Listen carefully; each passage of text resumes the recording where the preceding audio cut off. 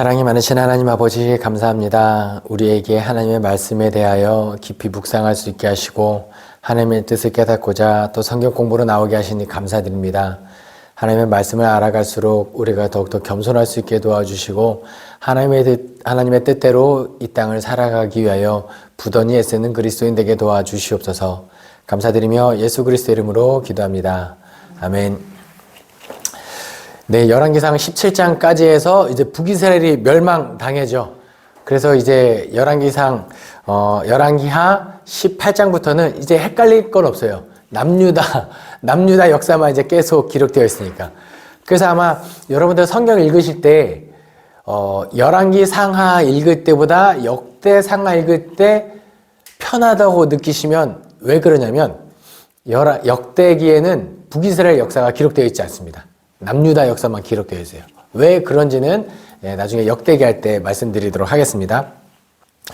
이제 열왕기하 18장에 드디어 우리의 마음을 좀 시원케 해주는 왕이 등장합니다. 누구냐? 히스기야. 저는 예전에 제가 기독교 교육을 전공했는데 이게 어떤 일일까 싶은 게 이거였어요. 아하스라는 아빠는 최악의 왕, 나쁜 왕. 근데 히스기야는 괜찮은 왕. 더 웃긴 건 뭔지 아세요? 히스기야 죽은 다음에 므낫세가 나옵니다. 이게 어떻게 보면은 잘 교육시켜서 히스기야 같은 왕을 만들어야 되는데, 이게 또 어떤 측면에서는 아무리 히스기야가 잘해서 교육시킨다 한들 므낫세 같은 놈이 나오면 교육은 결국은 그래서 우리의 인간적인 노력은 해야 된다. 교육을 하고 양육하고 잘 가르쳐야 되는데 결국은 하나님의 사역이다. 하나님이 도와주지 않으면 안 된다라는 그런 생각을 한 적이 있습니다. 어쨌든 열왕기하 18장에 유다왕 히스기야 나오는데 다윗의 모든 행위와 같이 여호와 보시기에 정직히 행하였더라. 아싸 히스기야. 그래서 이 사람이 어떤 일을 행하느냐? 산당을 제거합니다. 주상을 깨뜨리고 아세라 목상을 제거하고 느후스단까지 제거했다라고 기록되어 있어요. 어떤 정치적인 측면에서는 이제 유다가 예루살렘 쪽에 군사력을 집중시키고 나라를 지키기 위한 행위로도 판단되지만, 어쨌든 우리 영적인 측면에서는 지금 우상, 산당 이런 것들 다 제어해버리고 마지막에 말씀드렸던 느후스단, 이게 뭐냐면요, 광야 시대 때 모세가 세웠던 놋뱀입니다. 그러니까 불뱀이 이렇게 사람들을 물어 죽어 나갈 때 하나님께서 모세에게 놋뱀을 세워서 사람들이 뱀에 물렸을 때 그걸 쳐다보면 살리라 했던 그 예언이죠. 그럼 한번 물어볼게요. 그 놋뱀에 어떤 신비한 능력이 있나요? 그냥 놋뱀은 놋이에요. 뱀의 모양을 하고 있는 놋입니다. 근데 하나님께서 명령하셨고 그걸 쳐다보면 살리라는 것은 그 명령을 지킨 사람, 하나님의 능력으로 그 놋뱀이 그냥 도구 쓰임 받은 거죠. 그런데 그 이후에 어쨌든 그 놋뱀은 좀 그렇다고 함부로 하기엔 좀 애매하지 않나요? 성도님들 중에 간혹 저에게 이런 질문하신 분들이 있어요. 목사님, 집에 성경책을 어떻게 버려야 될지 모르겠어요. 그쵸? 예. 이게 함부로 분리수거에 버리자니 뭔가 좀, 그런 측면이, 느후스단에도 그런 게 있거든요. 성경책 좀 버리시면 됩니다. 편하게. 그런데, 이제 느후스단이 그동안에 쭉 내려오는 동안에, 이제는 하나님의 능력을 상징하는 것이 아니라 그냥 우상화된 거예요. 그러니까 그것까지 가감 없이 철폐한 히스기야. 그리고 이 중간에 이제 호세아가 멸망하는 장면이 나오고요. 히스기야 14년에 아수르 왕이 쳐들어옵니다. 히스기야를 쳐들어왔을 때 이 라기스라는 침공했을 때는 일단 조공을 바쳐서 돌려보내요. 그런데 이후에 다르단, 랍사게, 그러니까 왕이 직접 온 게 아니라 신하들을 보내서 쳐들어옵니다. 근데 이 랍사게라는 사람이 아주 그냥 독사의 혀를 가지고 있다라고 보시면 돼요. 랍사게가 와가지고 사람들을 미혹하게 하는데, 이야, 언변이 뭐라고 하냐면, 나는 우리가 여기 쳐들어온 것은 여호와의 뜻에 의하여 왔다라고 막 이렇게 해요. 이게 뭔 말이에요? 왜 여호와의 뜻으로 이 사람이 이런 말을 할까요?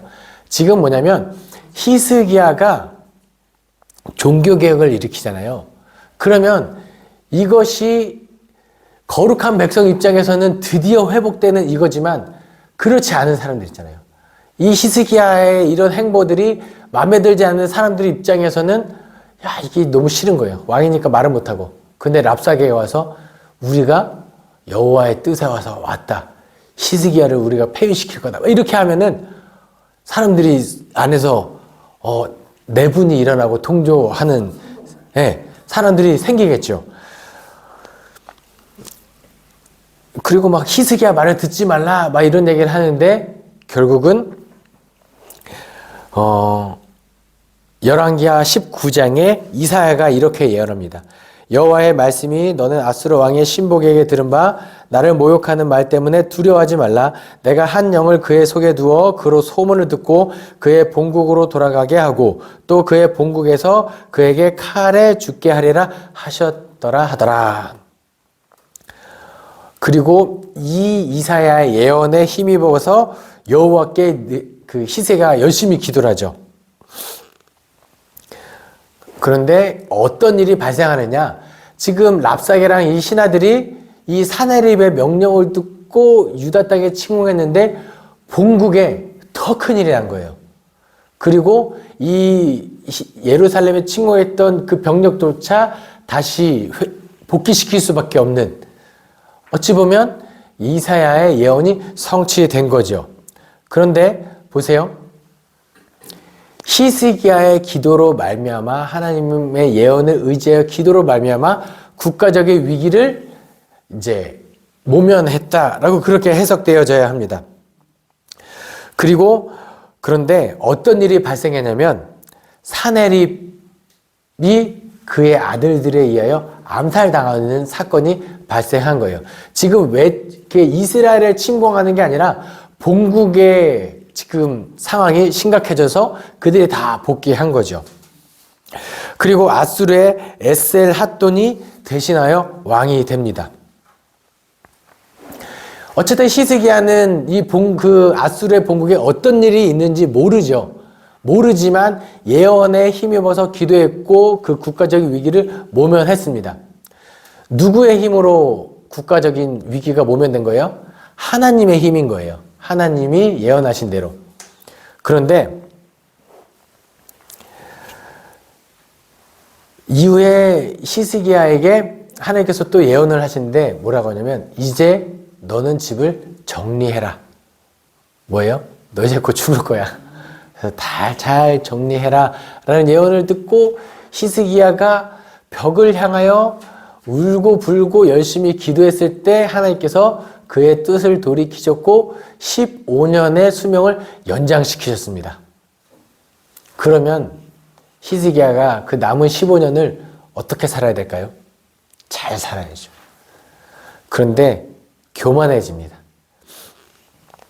이제 아수르 뒤를 이은 신흥 강국 바벨론이 생겨났는데 이 바벨론 입장에서는 저 작은 나라 이스라엘, 그 예루살렘에는 도대체 어떤 힘이 있기에 아수르의 침공을 견뎌냈나 싶어서 그에게 사신을 보냅니다. 브로닥 발라단이 사신을 보내요. 근데 히스기야가 겸손하게 하나님이 도우셨습니다. 이러고 돌려보내면 되는데 교만해져서 자기 창고를 다 열어서 보여줘요. 우리 국력이 어떻고 저쩌고. 그러자 하나님께서 뭐라고 말씀하시냐면 네가 바벨론 사신에게 보여진 그대로 그거 모든 것이 다 글로 빼앗겨 끌려가리라. 안타까운 거죠. 이사야가 그런 예언까지 하고 21장에서는 이제 히스기야가 죽은 다음에 유다 왕 므낫세가 왕위에 오릅니다. 므낫세가 여호와 보시기에 악을 행하고 그동안의 히스기야 종교개혁이 물거품이 되는 모든 나쁜 것은 다예요. 그리고 하나님께서 중간에 하나님의 율법이 이러하다라는 것도 알려주시지만 그것을 지키지 않고 9절 말씀에 이 백성이 듣지 아니하였고 므낫세의 꾀물 받아 악을 행한 것이 여호와께서 이스라엘 자손 앞에서 멸하신 여러 민족보다 더 심하였더라. 그래서 하나님께서 유다에게 심판을 예고하세요. 이제 남유다가 이스라엘이 멸망한 것처럼 유다도 멸망할 거다. 앞으로 남은 이 자손들과 왕조들이 있는데 므낫세 죄로 말미암아 멸망할 거다. 근데 여기서 재밌는 게 하나 있습니다.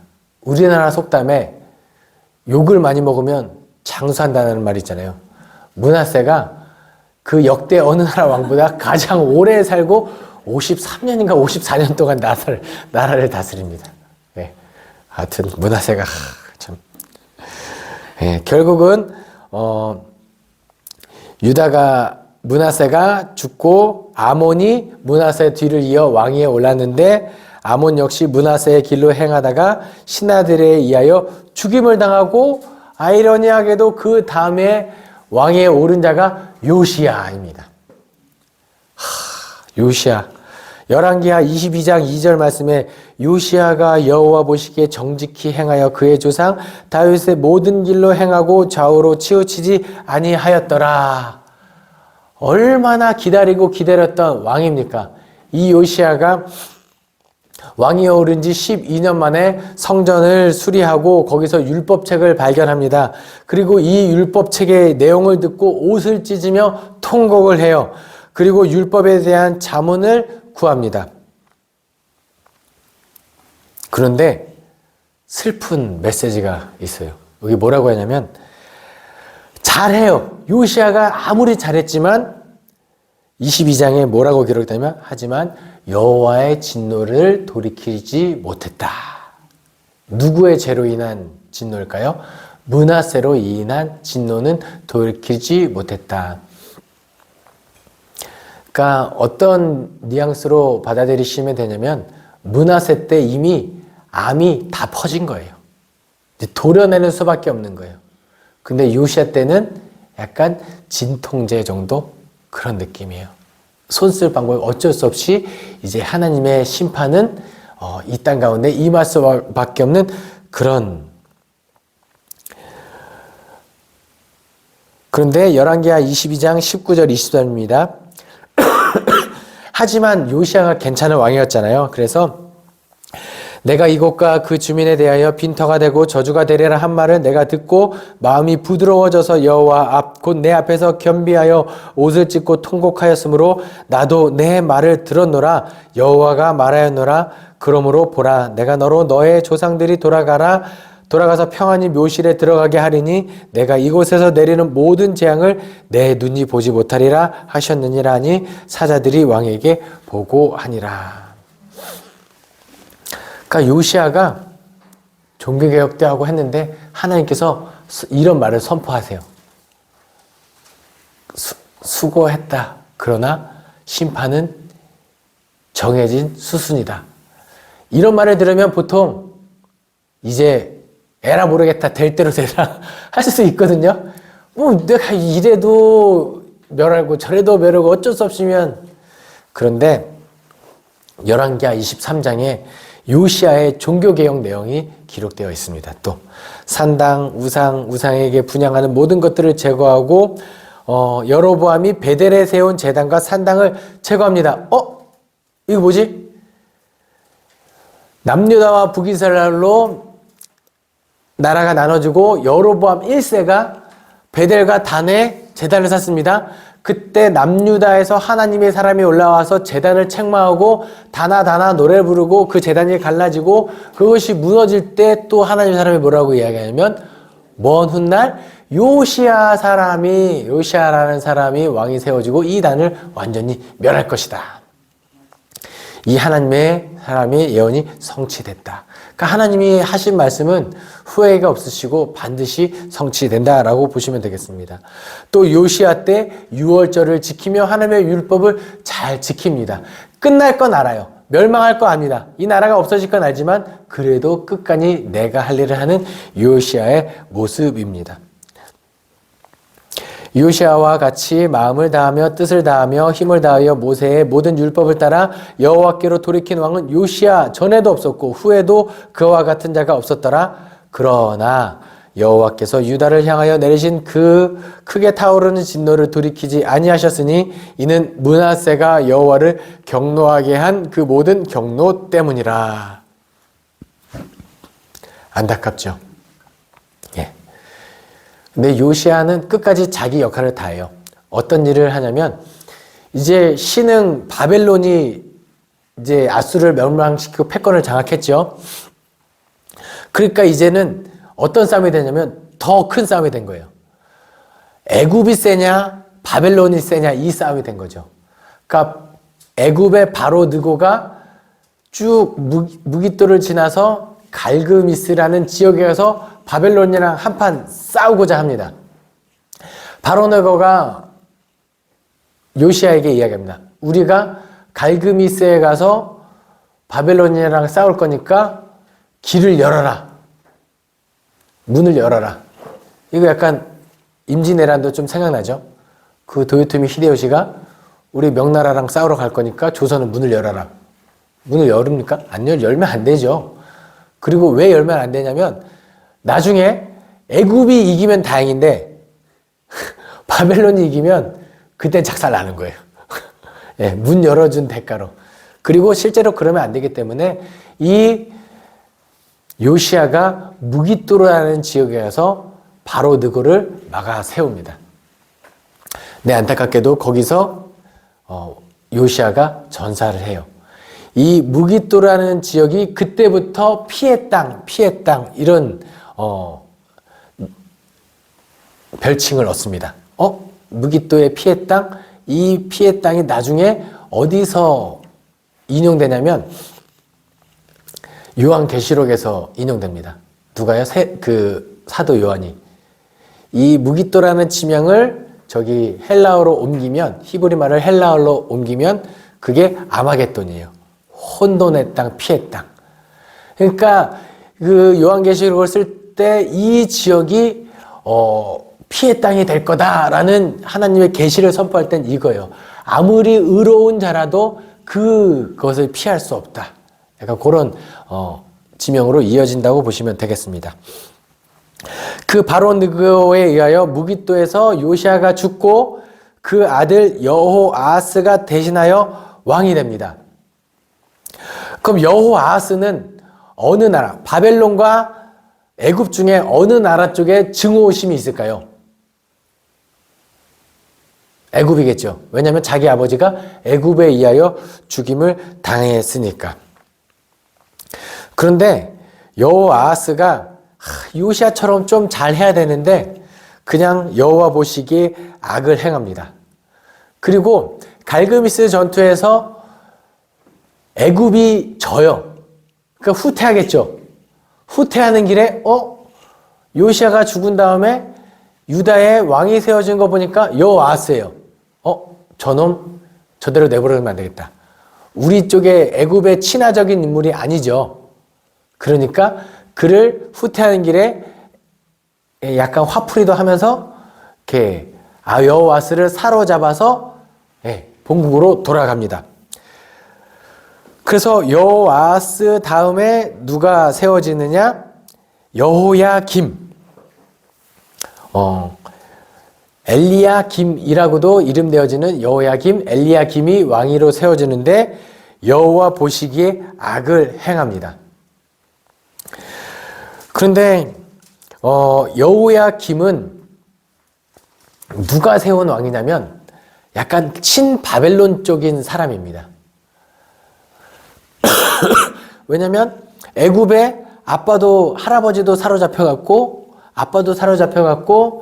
이게 지금 바벨론 편에 서가지고 이제 국정을 운영해야 되는 왕이잖아요. 그런데 어쨌든 여호와 보시기에 악을 행하다가 어느 날 헷가닥 해요. 그러면서 여호야김 3년에 바벨론 왕 느부갓네살을 배반합니다.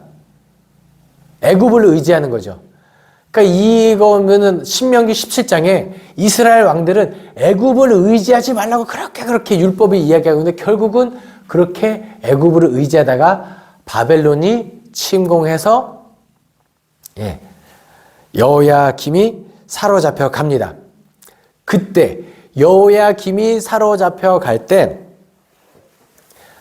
그때가 1차 침공이에요. 많은 사람들이 사로잡혀 갈 때 귀족들 자녀들도 많이 사로잡아가요. 왜요?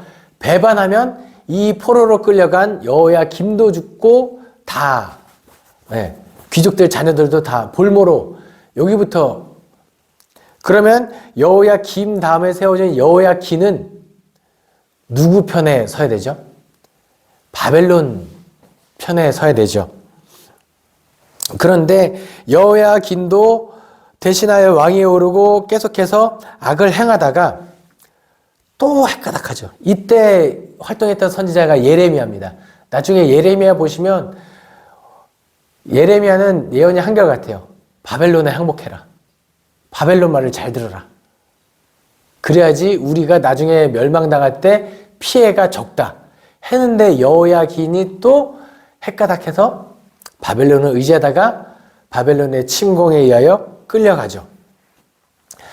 아마 2차 침공 때 또 많은 에스겔 선지자가 이때 끌려가고요. 1차 침공 때 다니엘 뭐 이런 사람들이 끌려가죠. 그리고 나서 마지막 왕 시드기야 요시야의 아들입니다. 그러니까 여호야긴은 요시야의 손자고요. 그 다음에 여호야긴 다음에는 요시야의 아들이 다시 왕위에 오르는데 결국은 또 바벨론을 편에 예레미야가 끝까지 이 나라는 더 이상 희망이 없습니다. 그리고 나중에 바벨론이 우리나라를 침략해서 하나님께서 그 바벨론을 우리의 심판의 도구로 써서 우리를 침공하는 것이 정해진 수순인데 조금이라도 백성을 살리려면 최소한의 피해를 하려면 바벨론에게 항복해야 됩니다 했는데 시드기야가 끝까지 애굽을 의지하다가 죽임을 당하죠. 죽임을 당하는 게 아니라 느부갓네살이 와서 이 남유다를 멸망시키는데 시드기야 왕 앞에서 그의 아들들이 죽임을 당하고 시드기야는 두 눈이 뽑혀서 그 바벨론 포로로 끌려갑니다.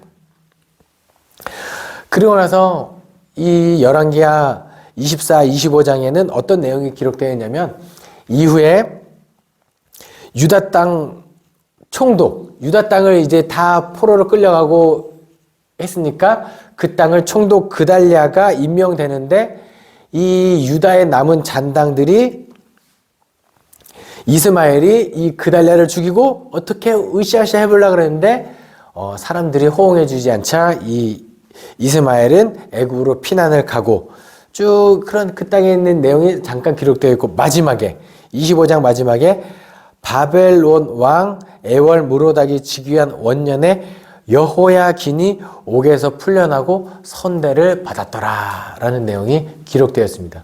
뭘까요? 하나님께서 심판하시는 것은 결국은 다 때려잡고 힘들게 하고 억울하게 하고 이게 아니라 이 땅에서 악을 제하여 버리고 다시 거룩한 은이 되게 하는 그 재련의 과정, 풀무불에 들어가는 과정을 하나님께서 하시는 거예요. 그리고 마지막이 약간 뒷이야기를 더 기대하게 만들고 역사서는 끝이 나죠. 여호야긴이 옥에서 풀려난 것처럼 나중에 이스라엘이 회복되고 다시 이 땅에 돌아올 것을 암시하는 내용으로 열왕기하는 끝이 납니다.